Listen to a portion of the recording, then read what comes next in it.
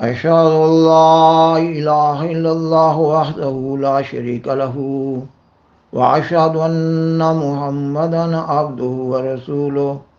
أما بعد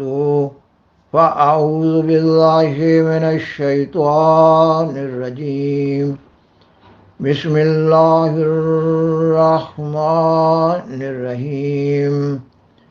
قل ما يعبأ بكم ربي لولا دعاؤكم فقد كذبتم فسوف يكون لزاما۔ سامعین و ناظرین کرام، السلام علیکم ورحمۃ اللہ وبرکاتہ۔ آج کے پروگرام میں اللہ تعالیٰ کے حضور سیدنا حضرت محمد رسول اللہ خاتم الانبیاء صلی اللہ علیہ وسلم کی روزمرہ کی دعاؤں کی کیفیت دکھانے کی کوشش کی جا رہی ہوگی، یعنی یہ بیان کیا جا رہا ہوگا کہ آپ صلی اللہ علیہ وسلم اپنے سفر و حضر میں اپنے مفوضہ کاموں کو اصل رنگ میں انجام دینے کے ساتھ ساتھ اپنا ہر لمحہ ذکر الہی میں اور اللہ تعالیٰ کے حضور دعاؤں میں گزارتے تھے۔ آپ صلی اللہ علیہ وسلم کو اللہ تعالیٰ کے حضور قرب کا جو مقام حاصل تھا، اس مقام کی نسبت سے آپ صلی اللہ علیہ وسلم اس طور پر فنا فی اللہ تھے کہ اس کیفیت کا پورا اندازہ بھی نہیں لگایا جا سکتا۔ آپ صلی اللہ علیہ وسلم کے اللہ تعالیٰ میں فنائیت کے اس مقام کے اظہار کے لیے آپ صلی اللہ علیہ وسلم کے مخالفین و معاندین کو کفار مکہ یہ مقولہ اختیار کیے ہوئے تھے، یہ کہ عاشقہ محمد ربہ، یعنی آپ صلی اللہ علیہ وسلم اپنے رب پر عاشق ہو گئے ہیں۔ اور یہ ایک حقیقت ہے کہ آپ صلی اللہ علیہ وسلم اللہ تعالیٰ بزرگ و برتر کی ذات اقدس کی محبت اور یاد میں اپنے آپ کو فنا کیے ہوئے تھے۔ خاکسار نے بیان کیا کہ آپ صلی اللہ علیہ وسلم کے اللہ تعالیٰ سے محبت، عشق اور اللہ تعالیٰ کی یاد میں محبرانے کا پورے طور پر نقشہ نہیں کھینچا جا سکتا۔ آپ صلی اللہ علیہ وسلم کے اللہ تعالیٰ سے اس تعلق کو دکھانے کے لیے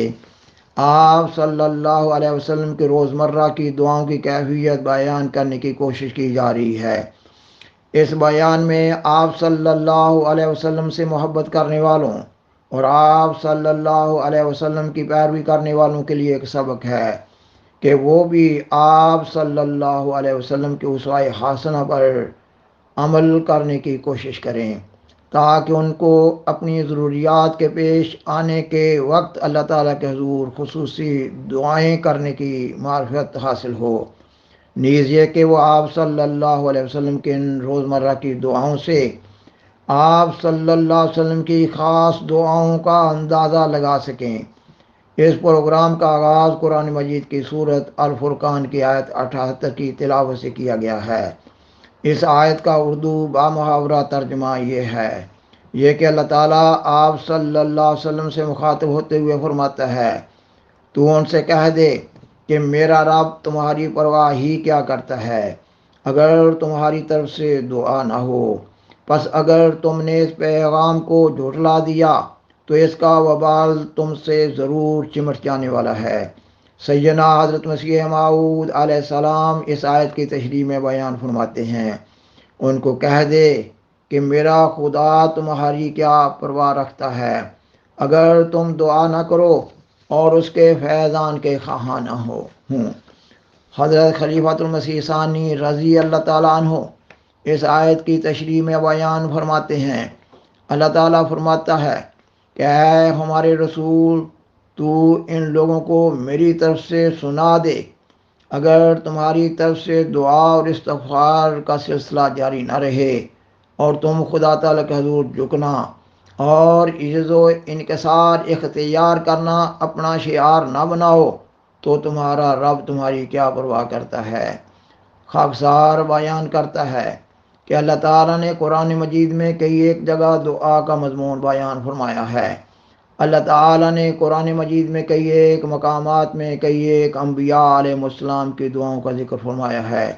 اللہ تعالیٰ نے قرآن مجید میں مومنوں کو کئی ایک دعائیں سکھائی ہیں۔ سیدنا حضرت محمد رسول اللہ خاتم الانبیاء صلی اللہ علیہ وسلم کی سیرت و سوانح سے معلوم ہوتا ہے کہ آپ صلی اللہ علیہ وسلم نے اپنی امت کے دلوں میں دعاؤں کا ذوق و شوق پیدا کرنے کے لیے اپنی روزمرہ کی دعاؤں سے عملی سبق دیا ہے۔ آپ صلی اللہ علیہ وسلم صبح بیداری سے لے کر بستر سے اٹھنے سے لے کر رات کو بستر پر جانے تک، نیند کی آغوش میں جانے تک ہر موقع محل کی مناسبت سے دعائیں کیا کرتے تھے۔ اور آپ صلی اللہ علیہ وسلم اپنے صحابہ رضی اللہ تعالیٰ عنہم کو بھی یہ دعائیں سکھایا کرتے تھے اور پڑھنے کی تلقین فرمایا کرتے تھے۔ مثلا نیند سے بیداری کی دعا ہے، بیت الخلاء جانے کی دعا ہے، بیت الخلاء سے نکلنے کی دعا ہے۔ آپ صلی اللہ علیہ وسلم وضو کرنے کے وقت دعا کرتے اور پھر اذان کے بعد کی دعا ہے۔ آپ صلی اللہ علیہ وسلم صبح کو نماز فجر کے لیے مسجد جا رہے ہوتے تو دعا کرتے، مسجد میں داخل ہوتے تو دعا کرتے۔ آپ صلی اللہ علیہ وسلم بعض اوقات وقت کی مناسبت سے مسجد میں داخل ہونے کے بعد 2 نفل پڑھتے، اللہ تعالیٰ کا شکر ادا کرتے کہ اللہ تعالیٰ نے مسجد میں آنے کی توفیق عطا فرمائی ہے۔ پھر آپ صلی اللہ علیہ وسلم نماز میں دعائیں کرتے،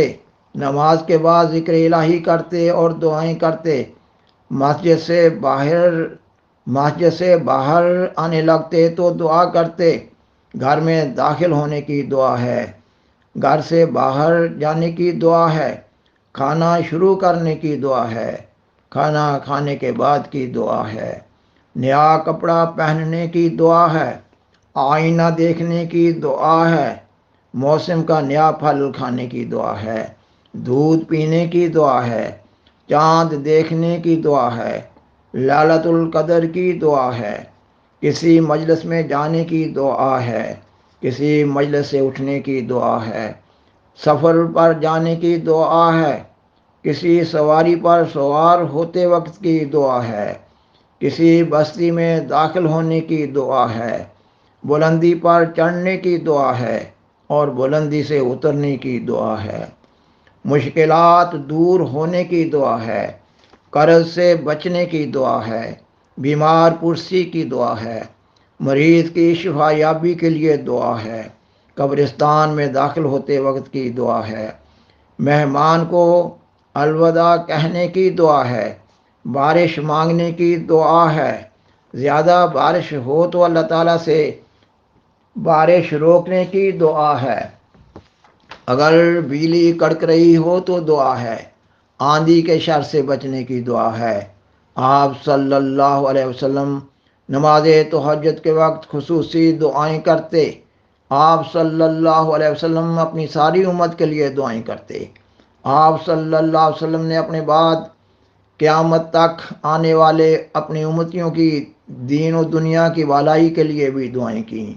اور آپ صلی اللہ علیہ وسلم نے اللہ تعالیٰ کے حضور اپنی امت کی بخشش کے لیے بہت دعائیں کیں، اور آپ صلی اللہ علیہ وسلم نے اللہ تعالیٰ سے اپنی امت کی بخشش کے لیے آپ صلی اللہ علیہ وسلم کو حق شفاعت دیے جانے کے لیے بھی خصوصی دعائیں کیں۔ اور پھر آپ صلی اللہ علیہ وسلم فرض نمازوں اور تہجد کی نماز کے علاوہ بھی کئی ایک نفلی نمازوں کا اہتمام فرماتے اور ان نفلی نمازوں میں بھی بہت دعائیں کرتے۔ مثلا کسی خاص مشکل کے وقت صلاۃ الحاجہ ادا کرتے، اور اس کے علاوہ بعض اوقات آپ صلی اللہ علیہ وسلم نماز اشراق اور صلاۃ التسبیح بھی ادا کرتے اور دعائیں کرتے۔ روزہ کی نیت کرنے کی دعا ہے، روزہ افطار کرتے وقت کی دعا ہے، جمعہ کے دن اور عیدین کی مناسبت سے اور عمرہ اور حج کی مناسبت سے دعائیں ہیں۔ اور پھر دعاؤں کی اہمیت کے پیش نظر اسلام میں یہ بھی ہے کہ اگر ایک انسان اپنی زبان میں دعائیں کرنا چاہتا ہے تو اس کی بھی اجازت ہے۔ آپ صلی اللہ علیہ وسلم نے ہر نیک کام کے آغاز میں تسمیہ یعنی بسم اللہ الرحمن الرحیم پڑھنے کی ہدایت فرمائی ہے، اور ناپسندیدہ امر کے پیش آنے پر تعوذ یعنی اعوذ باللہ من الشیطان الرجیم پڑھنے کی ہدایت فرمائی ہے۔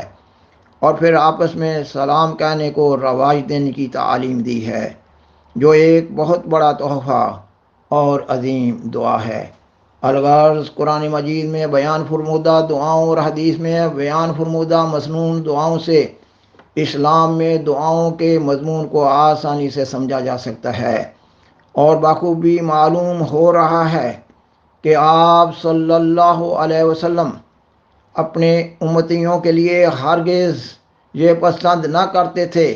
کہ ان کا ایک لمحہ بھی اللہ تعالیٰ سے غافل ہونے کی حالت میں گزرے۔ اور جو مسلمان قرآن مجید میں بیان فرمودہ دعاؤں اور حدیث میں بیان فرمودہ مسنون دعاؤں کو یاد کر لے گا اور پھر مناسب محل اور موقع پر مناسب دعائیں کرتا رہے گا، تو ایسا مسلمان ہر آن اور ہر لمحہ اللہ تعالیٰ کے قرب میں بڑھتا چلا جائے گا۔ جماعت احمدیہ میں یہ انتظام ہے کہ احباب جماعت احمدیہ کو ان دعاؤں کے بارے میں تعلیم دی جائے اور دعاؤں میں ذوق و شوق پیدا کرنے کے لیے خصوصی تربیت دی جائے۔ نظام جماعت احمدیہ میں قرآن مجید میں بیان فرمودہ بعض دعاؤں اور سیدنا حضرت محمد صلی اللہ علیہ وسلم کے بیان فرمودہ بعض مسنون دعاؤں اور حضرت مسیح موعود علیہ السلام کی بیان فرمودہ بعض دعاؤں پر مشتمل الگ الگ چھوٹی چھوٹی کتابیں بآسانی دستیاب ہیں۔ سامعین و ناظرین کرام، رمضان المبارک کا مہینہ دعاؤں کا خاص مہینہ ہے، دعاؤں کی قبولیت کا مہینہ ہے، دعائیں کرنے کا خاص ماحول بنا ہوتا ہے۔ اس مہینہ میں دعائیں کرنے کے ذوق و شوق کو پہلے سے زیادہ وسعت دینے کے لیے محنت کرنی چاہیے۔ بالآخر درخواست ہے کہ برائے مہربانی اس پروگرام کو دوسروں سے شیئر کریں اور عذرائے کرم اس چینل کو سبسکرائب کریں۔ جزاکم اللہ تعالی احسن الجزا، وآخر دعوانا ان الحمد للہ رب العالمین، والسلام علیکم ورحمۃ اللہ وبرکاتہ۔